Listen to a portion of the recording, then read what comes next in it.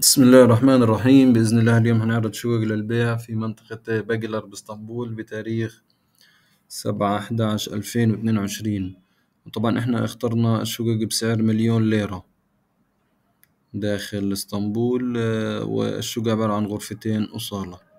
تمام، خلينا نشوف تفاصيل هذه الشقة. عندي أول شقة، طبعا السعر اتفقنا 1,000,000 ليرة بالضبط.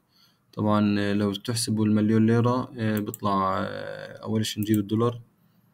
دولار ليرة كام؟ 61. يعني أنا بدي أجي على الحاسبة، نقول عندي اللي هو 1,000,000 ليرة تقسيم 18.41، فبتطلع بحدود 55,000 دولار أو 54,000 دولار. تمام، يبقى أنا السعر 1,000,000 ليرة. طبعا عندي غرفتين وصالة 75 متر صافي. طبعا مستقل، اللي هو عندي تمام. غرفة في موجود بلكون مش مفروشة طبعا. هاي رقم الموبايل وهي صورها. الصور عندي كالتالي زي ما احنا شايفين. ولا أول مرة بتفوت عندي على القناة، انزل تحت سجل في القناة وفعل زر الجرس عشان نعطيك كل يوم فيديوين جداد. عمل لي لايك للفيديو. تمام، ناخذ الشقة الثانية في منطقة طبعا باجلر. غرفتين وصالة، عمر البناء من 5 ل10 سنين. طبعا أرضية 95 متر صافي، موجودة اللي هو أرضي. العمارة مكونة من 4 طوابق، فيها كومبي.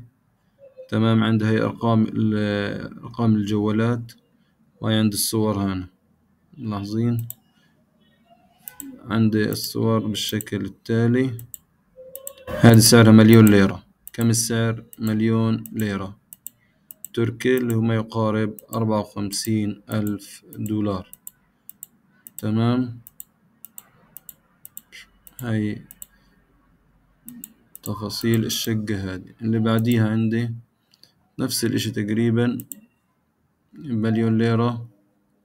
نفس الحاجة بهذا الشكل، 1,000,000 ليرة في منطقة باجلر.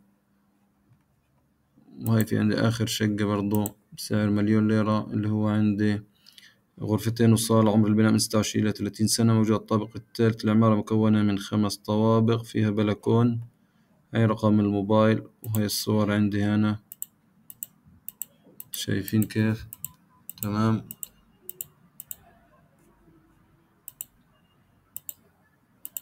تمام كده. هذا بالنسبة لهذا الصور طبعا.